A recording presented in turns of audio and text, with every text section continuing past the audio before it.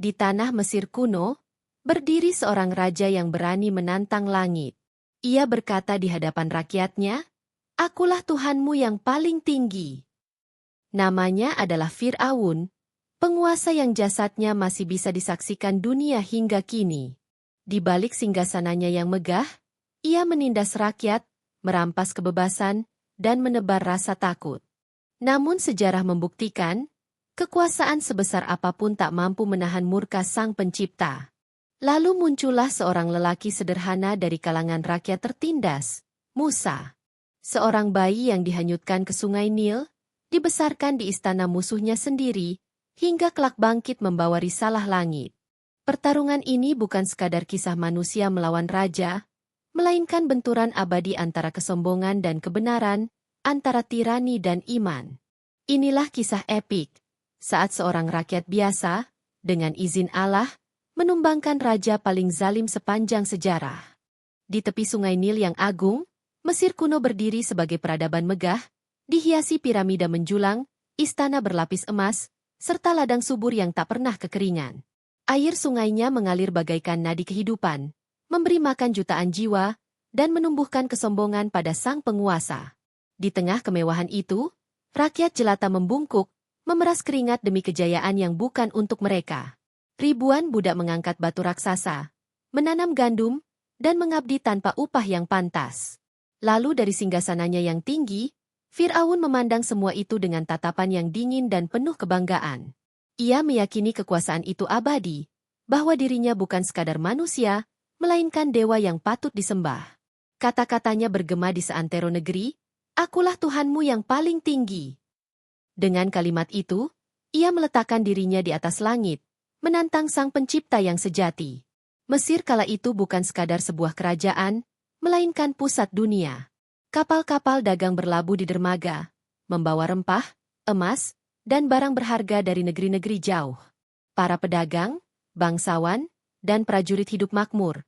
Tetapi semua itu hanya bagi kalangan atas. Rakyat biasa, terutama kaum Bani Israel, merasakan wajah lain dari negeri itu. Perbudakan, cambuk, dan kerja paksa. Mereka dipaksa membangun kota, benteng, dan lumbung raksasa yang mengagungkan nama Fir'aun. Namun semakin keras mereka ditekan, semakin dalam pula luka yang terukir di hati mereka. Di balik gemerlap Mesir, ada jeritan yang terpendam, doa-doa yang naik ke langit, menunggu jawaban dari Rabb yang Maha Mendengar. Fir'aun tidak melihat itu.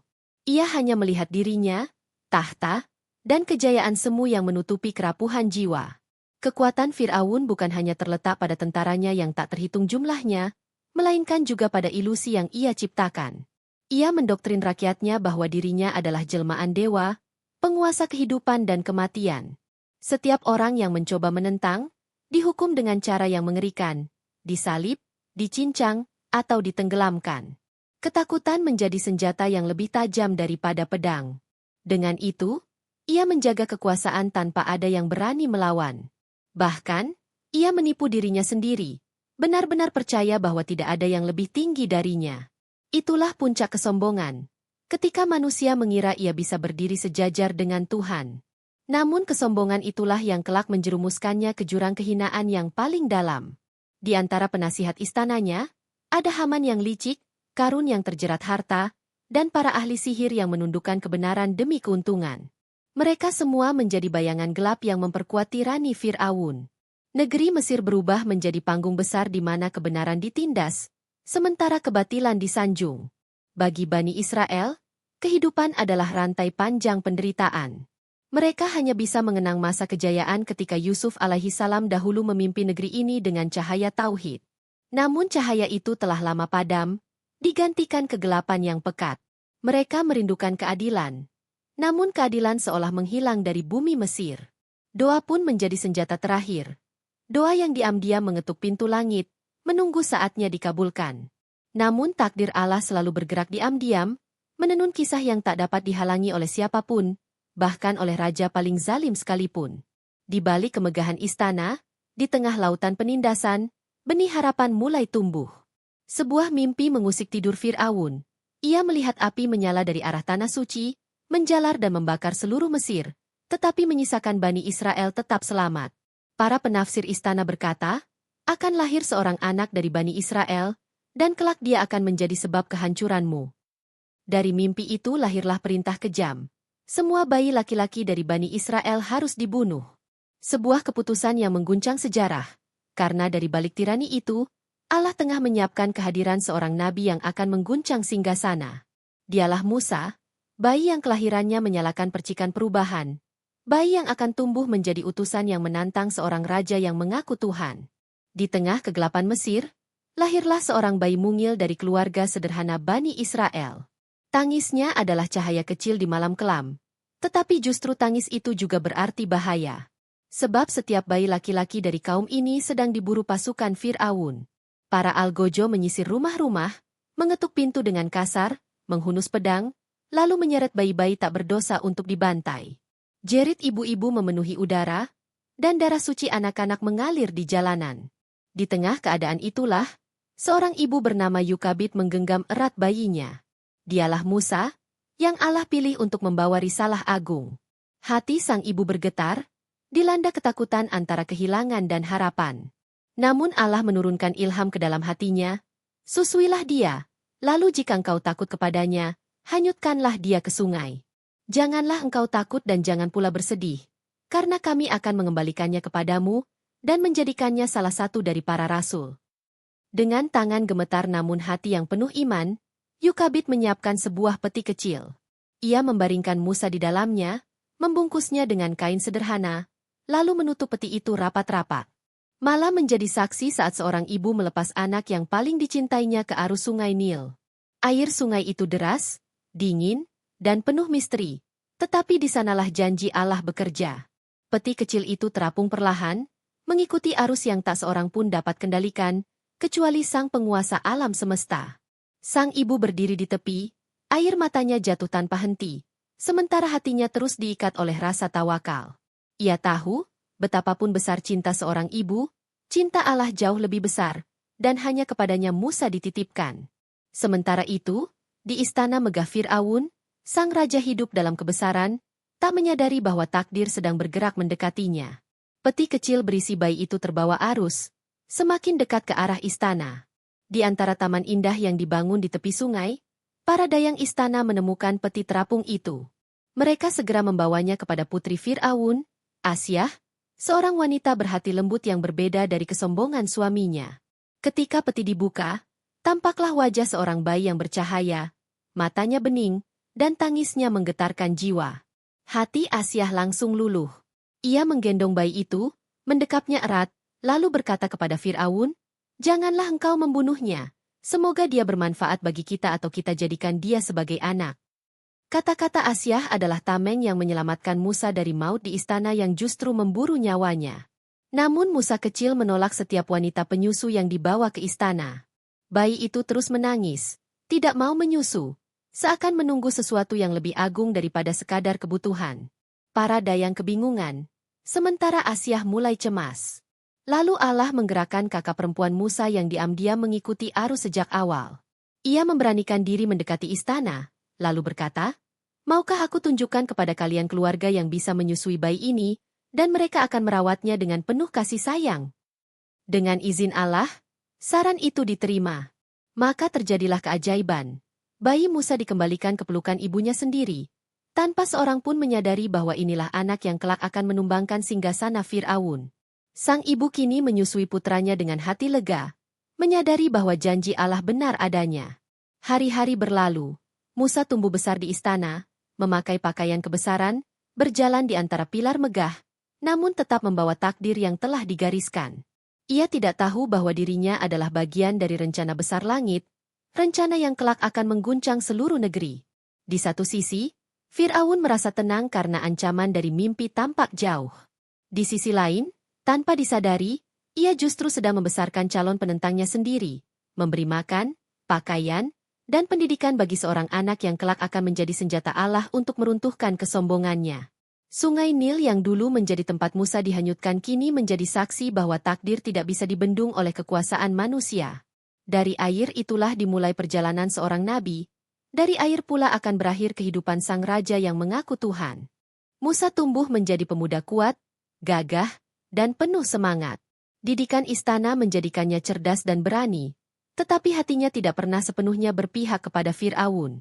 Ia melihat dengan matanya sendiri bagaimana rakyat Mesir menikmati kemewahan, sementara Bani Israel terus ditindas dan dipaksa bekerja tanpa belas kasihan.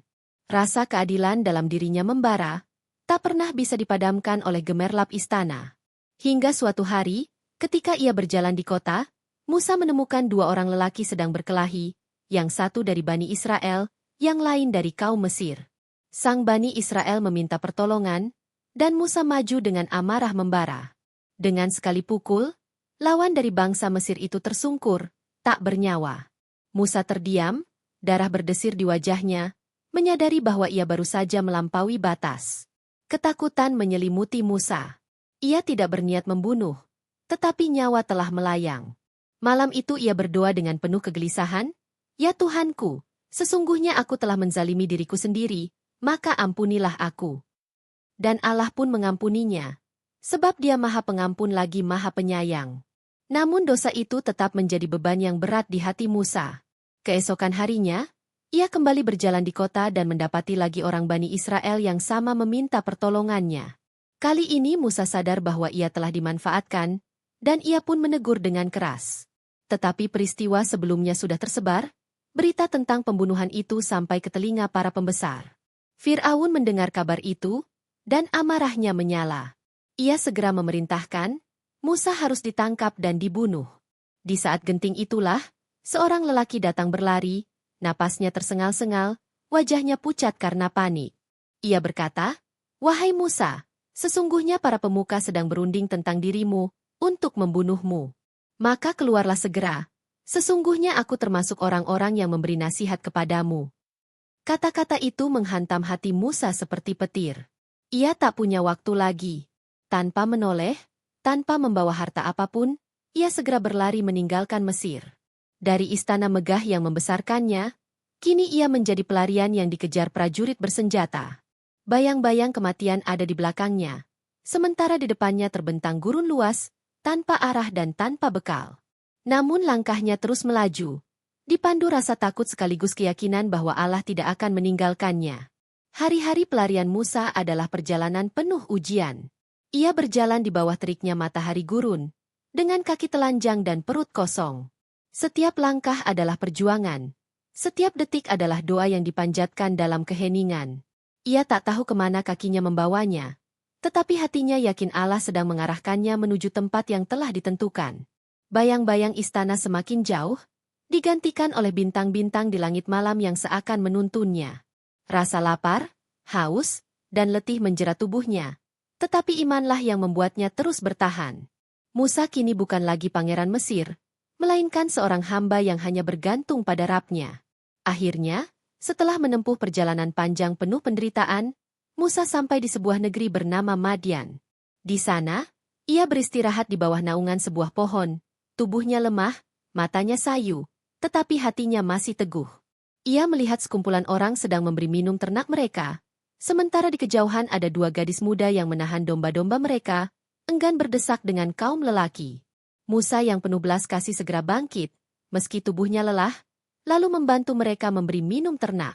Setelah itu, ia kembali duduk di bawah pohon, mengangkat kedua tangannya, dan berdoa dengan suara lirih, "Ya Tuhanku, sesungguhnya aku sangat memerlukan kebaikan apa saja yang Engkau turunkan kepadaku."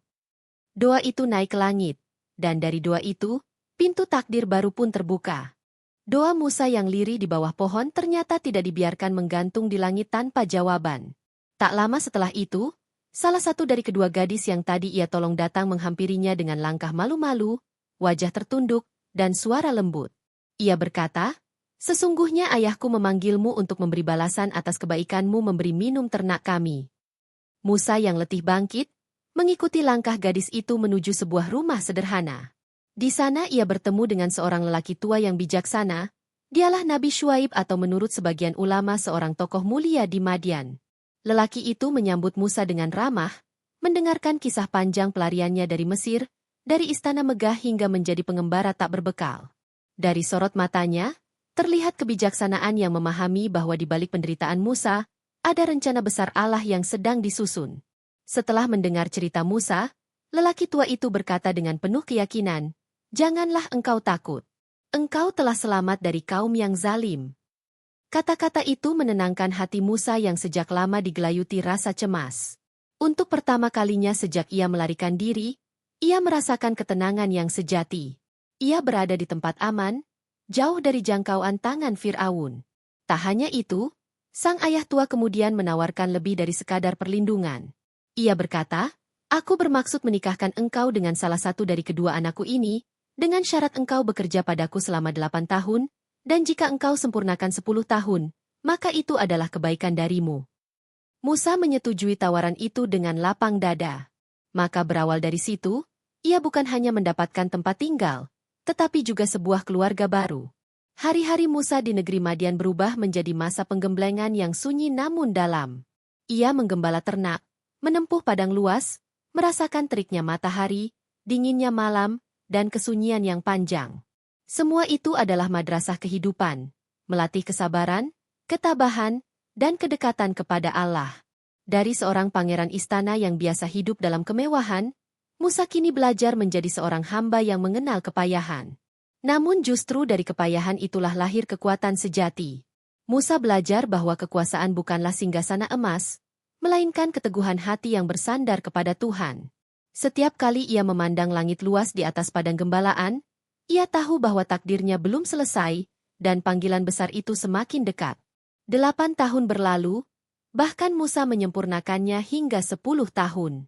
Ia menepati janjinya dengan penuh tanggung jawab, membuktikan bahwa dirinya bukan hanya seorang pelarian, tetapi seorang lelaki yang berpegang pada amanah. Pada saat masa itu berakhir, ia membawa serta istri yang telah dinikahinya, lalu memutuskan untuk kembali ke tanah Mesir. Perjalanan panjang kembali dimulai. Kali ini bukan sebagai orang buangan, melainkan sebagai seorang hamba Allah yang telah ditempa oleh waktu dan pengalaman. Hatinya mungkin bertanya-tanya, apa yang menantinya di Mesir? Namun ia yakin, setiap langkah yang ia ambil adalah bagian dari takdir yang ditentukan oleh Allah. Malam itu, ketika Musa dan keluarganya sedang dalam perjalanan pulang, tibalah mereka di sebuah tempat sunyi di padang pasir. Udara dingin menusuk tulang, dan Musa melihat dari kejauhan sebuah cahaya api yang menyala. Ia pun berkata kepada keluarganya, "Tunggulah di sini. Sesungguhnya aku melihat api, mudah-mudahan aku dapat membawa berita darinya, atau membawa seberkas api untuk kalian agar kalian dapat menghangatkan diri." Dengan langkah hati-hati, ia mendekati cahaya itu. Namun apa yang menantinya bukanlah sekadar api, melainkan pertemuan yang akan mengubah perjalanan hidupnya selamanya. Pertemuan seorang hamba dengan Tuhannya, pertemuan yang akan menjadikan Musa sebagai nabi pilihan. Musa melangkah mendekati cahaya itu dengan penuh kehati-hatian. Dingin malam masih menusuk, tetapi sinar api yang tampak dari kejauhan memancarkan kehangatan misterius. Ia berharap sekadar mendapatkan seberkas api untuk keluarganya yang menggigil. Namun Allah telah menyiapkan sesuatu yang jauh lebih agung. Sesampainya di hadapan cahaya itu, Musa mendapati sebuah pohon yang menyala tanpa terbakar. Dari arah pohon itu, terdengar suara yang mengguncang jiwanya, "Wahai Musa, sesungguhnya aku adalah Tuhanmu. Lepaskanlah terompahmu, sesungguhnya engkau berada di lembah yang suci, tua. Dan aku telah memilihmu, maka dengarkanlah apa yang akan diwahyukan kepadamu." Tubuh Musa bergetar, lututnya lemas, dan wajahnya tersungkur ke tanah. Ia menyadari, ia sedang berada di hadapan Sang Pencipta langit dan bumi. Suara itu kemudian berfirman, "Sesungguhnya aku adalah Allah, tiada Tuhan selain aku. Maka sembahlah aku dan dirikanlah solat untuk mengingatku. Sesungguhnya hari kiamat itu pasti akan datang, hampir-hampir aku menyembunyikannya, agar setiap jiwa dibalas sesuai dengan apa yang diusahakannya." Kata-kata itu mengalir ke dalam dada Musa, meneguhkan hatinya, membersihkan jiwanya dari kegelisahan yang selama ini ia bawa. Ia bukan lagi seorang pelarian, bukan lagi seorang penggembala di negeri asing, tetapi seorang utusan Allah. Lalu Allah menunjukkan mukjizat sebagai tanda risalah. Tongkat yang ia pegang berubah menjadi ular besar yang meliuk dengan menakutkan, dan tangannya yang dimasukkan ke dalam saku keluar bercahaya putih bersinar terang. Musa terkejut, namun Allah berfirman, "Jangan takut. Peganglah ia. Niscaya ia akan kembali menjadi seperti semula." Dengan gemetar Musa memegang tongkat itu, dan benar, ia kembali seperti sedia kala. Kemudian datanglah amanah besar itu, pergilah kepada Fir'aun, sesungguhnya dia telah melampaui batas. Perintah ini menghantam hati Musa dengan rasa gentar. Ia teringat istana, kekuasaan, tentara, dan kebengisan raja yang dahulu membesarkannya, sekaligus memburunya. Musa memohon dengan penuh kerendahan hati, "Ya Tuhanku, lapangkanlah dadaku, mudahkanlah urusanku, dan lepaskanlah kekakuan dari lidahku agar mereka mengerti perkataanku. Dan jadikanlah untukku seorang pembantu dari keluargaku, yaitu saudaraku Harun. Teguhkanlah aku dengan dia, dan jadikanlah dia sekutu dalam urusanku, agar kami banyak bertasbih dan banyak mengingat MU." Allah pun mengabulkan doa itu. Harun diangkat sebagai pendamping, dan keduanya ditugaskan membawa cahaya kebenaran ke hadapan tirani yang paling sombong di muka bumi. Bayangkan sejenak, seorang lelaki yang dahulu hanyalah bayi terbuang di sungai, kini kembali ke Mesir bukan sebagai pengungsi, tetapi sebagai nabi yang membawa mukjizat dan risalah. Tongkat di tangannya bukan sekadar kayu, melainkan simbol kuasa Allah. Cahaya di tangannya bukan sekadar sinar, melainkan tanda kebenaran. Musa kini berdiri dengan keberanian yang baru, bukan karena dirinya sendiri, melainkan karena ia tahu Allah bersamanya. Perintah telah jelas, menegakkan kebenaran di hadapan Fir'aun yang mengaku sebagai Tuhan. Inilah misi yang akan menggetarkan singgasana, menantang keangkuhan, dan menjadi panggung besar bagi pertarungan antara iman dan kesombongan. Dengan hati yang telah diteguhkan, Musa kembali melangkah menuju Mesir. Gurun yang dahulu ia lalui sebagai pelarian, kini ia tempuh sebagai utusan. Setiap langkahnya adalah takbir. Setiap tarikan napasnya adalah doa. Di sisinya, Harun akan menjadi lidah yang fasih, sementara mukjizat di tangannya menjadi bukti nyata. Di kejauhan, Mesir berdiri dengan megah, tetapi bagi Musa, negeri itu bukan lagi istana kekuasaan, melainkan arena ujian. Pertarungan besar itu semakin dekat. Di satu sisi ada seorang raja yang menyombongkan diri sebagai Tuhan, di sisi lain ada seorang hamba Allah yang membawa kebenaran. Langit dan bumi menunggu saat ketika dua kekuatan itu bertemu, dan sejarah manusia tidak akan pernah sama lagi. Musa dan Harun akhirnya melangkah masuk ke dalam istana Mesir yang megah, tempat yang dulu menjadi rumah sekaligus penjara baginya. Pilar-pilar raksasa menjulang, lantai berlapis emas berkilau, dan singgasana Fir'aun berdiri tinggi seolah menantang langit. Di sana, Fir'aun duduk dengan mahkota berkilauan, dikelilingi para penasihat, prajurit, dan ahli sihir yang menjadi kebanggaan negerinya. Dengan suara lantang, Musa menyampaikan risalah, "Wahai Fir'aun, sesungguhnya kami adalah utusan dari Tuhan semesta alam. Lepaskanlah Bani Israel agar mereka bebas beribadah kepada Allah." Kata-kata itu menggema, menembus keheningan ruangan, bagaikan petir yang memecah langit. Namun wajah Fir'aun berubah muram. Lalu ia tertawa terbahak, mengejek kata-kata itu seakan-akan hanya angin kosong. Fir'aun menatap Musa dengan penuh ejekan. "Bukankah engkau yang dulu kami besarkan di istana ini? Engkau yang membunuh seorang lelaki dari kaum Mesir, lalu engkau melarikan diri, dan sekarang engkau datang sebagai utusan Tuhan." Kata-kata itu dimaksudkan untuk meruntuhkan keberanian Musa, namun Allah telah meneguhkan hatinya. Musa menjawab dengan suara yang tegas, "Aku telah melakukannya ketika aku belum tahu. Lalu Tuhanku mengampuniku dan memberiku hikmah.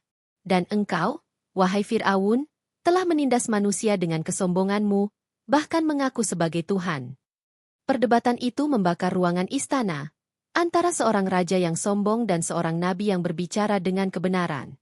Tidak puas dengan jawaban Musa, Fir'aun menantangnya untuk menunjukkan bukti.